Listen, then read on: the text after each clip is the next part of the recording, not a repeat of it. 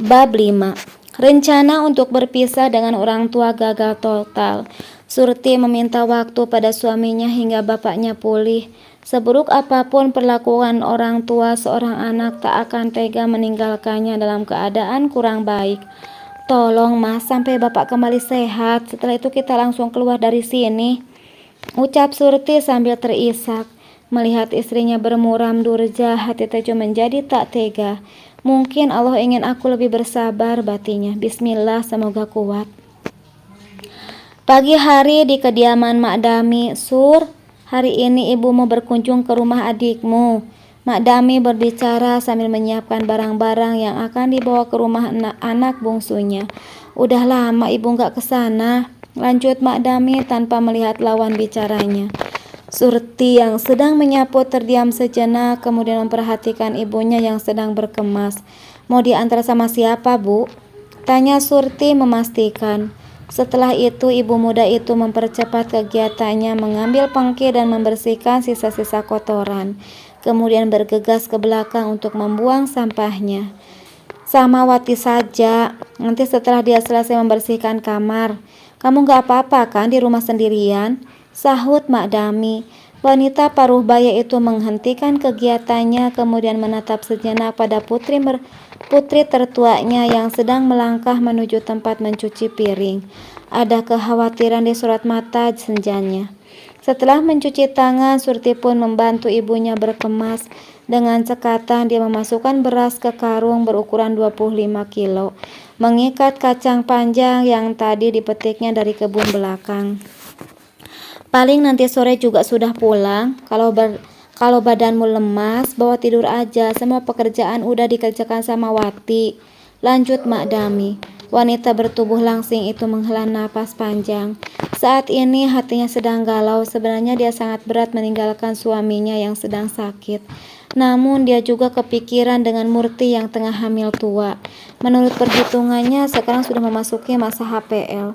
Pikirannya semakin gelisah karena Murti hanya tinggal sendiri dengan suaminya. Oh iya Sur, kemarin ibu lihat ada banyak telur. Masih ada tah? Tanya Mak Dami ketika tersadar dari lamunannya. Kayaknya masih Bu, apa mau dibawa sekalian? Surti menghentikan langkahnya yang hendak beranjak sambil membawa kresek berisi kacang panjang tadi. Ada banyak tah? Kalau cuma dikit mending gak usah, sahut Mak Dami yang masih duduk di amben. Bentar Bu, tak hati dulu, sahut Surti yang langsung menengok tempat biasa dia menyimpan telur. Ada banyak Bu, imbuhnya setelah dia memastikan. Ya udah, bawain sekalian ya, kesukaan Arif itu, balas Mak Dami. Arif adalah menantu kesayangan Mak Dami. Dia seorang PNS yang bekerja di kota kabupaten. Ada kebanggaan tersendiri ketika semua orang tahu kalau dia mempunyai menantu seorang PNS. Suami Murti itu sangat suka dengan telur ayam kampung, dan Mak Dami hafal betul apa saja yang disukai dan tidak oleh menantunya yang satu itu. Tanpa menunggu lagi, Surti mengemas telur ayam kampung ke dalam besek dan memasukkannya ke dalam tas kresek. Dia menyisakan 3 butir saja untuk lauk Wahid. Balitanya itu juga sangat suka makan dengan lauk telur rebus. Ibu berangkat dulu, Sur. Wanita setengah baya itu berdiri. Sesekali tengok bapakmu. Bilangin kalau ibu ke rumah Murti, nanti sore baru pulang, imbuhnya. Mak Dami mulai mengayunkan langkahnya. Tadi sudah ibu kasih tahu, tapi gak ada salahnya kamu masih kasih tahu lagi, pesannya pada putri mertuanya. Mak Dami berbicara sambil berjalan beriringan dengan Surti hingga mereka sampai di teras. Di halaman, Wati sudah menunggu di atas motor Shogun yang sangat diidamkannya itu. Surti menata barang yang akan dibawa di depan Wati. Setelah itu Surti membantu Mak Dami naik di belakang Wati. Sudah ya, ibu berangkat. Assalamualaikum. Mak Dami berpamitan setelah mesin motor dihidupkan. Waalaikumsalam, balas Surti sambil melambai. Sudah menjadi kebiasaan di keluarga Mak Dami. Mau pergi atau datang tak pernah lupa mengucapkan salam. Sebenarnya Surti mengkhawatirkan ibunya, rasanya tak tega. Rasanya tak tega jika Mak Dami diantar oleh Wati. Sepupunya itu suka ngebut kalau naik sepeda motor. Namun dia tak berani mengatakannya. Surti hanya bisa berdoa semoga ibunya dan Wati selamat sampai tujuan. Surti berlari tergopoh-gopoh sambil menggendong Wahid saat terdengar suara barang jatuh dari kamar bapaknya. Saat ini wanita itu sedang berada di rumah sendirian karena sejak pagi suaminya sudah berangkat ke sawah. Surti merasa lega saat melihat bapaknya baik-baik saja. Hanya botol air mineral yang terjatuh dari atas meja. "Bapak mau minum? Sini biar Surti ambilkan." Surti memungut botol yang terjatuh di lantai dan menggelinding hampir di pintu. Kemudian menaruhnya kembali ke meja. Surti melangkah mendekati ranjang lalu mendudukkan Wahid di samping bapaknya. Diraihnya botol mineral. Setelah membuka tutupnya, dia segera menuangkan airnya ke dalam gelas. Kemudian dengan perlahan membantu bapaknya minum. Lelaki yang menjadi cinta pertama Surti itu sekarang hanya bisa berbaring tak berdaya. Bahkan untuk mengangkat tangan dan kakinya pun butuh bantuan. Hati Surti terasa terenyuh setiap kali menatap bapaknya. Apalagi jika teringat bagaimana dulu tangan itulah yang senantiasa menjadi penopangnya. Surti mengalihkan pandangan ketika ada butiran bening menetes di pipinya. Sekuat tenaga dia berusaha menahan agar tak sampai terisak. Setelah dia bisa menguasai diri, tangannya yang halus mulai memijat kaki Pakdi. Sambil tak henti-hentinya berbicara, menceritakan tentang kelucuan Wahid. Sesekali Pakdi tertawa walau terlihat kesusahan ketika menggerakkan bibirnya. "Libuk nenak?" Pakdi bertanya dengan susah payah saat mengucapkannya. Sambil tersenyum, Surti menjawab, "Benar kata ibunya, bapaknya suka lupa. Ibu ke rumah Murti, Pak. Kemarin Bik Nur ke mondokan dan bertemu dengan Murti.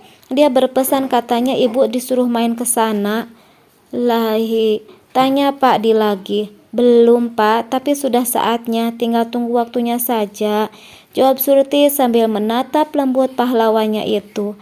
Pakdi terdiam, entah apa yang dipikirkan lelaki yang membuatnya hampir semuanya memutih itu. Terlihat jelas kurat kesedihannya di wajahnya yang mulai berkeriput. Surti mengelus lengan Pakdi, mencoba memberi dukungan dan kekuatan. Surti keluar dari kamar bapaknya ketika lelaki yang dikasihinya itu sudah tertidur.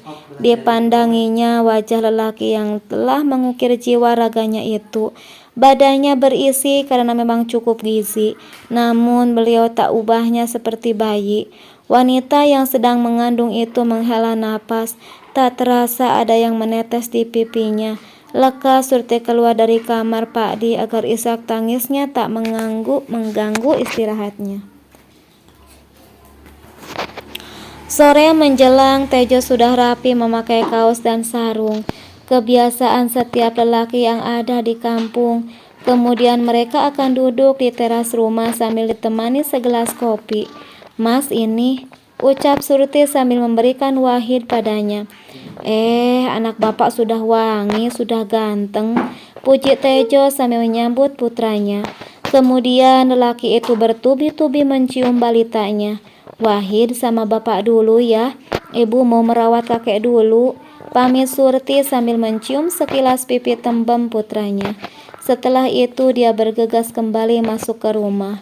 Surti sudah selesai mengurus bapaknya. Setelah itu dia akan mengajak Pakdi keluar menggunakan kursi roda untuk duduk di teras.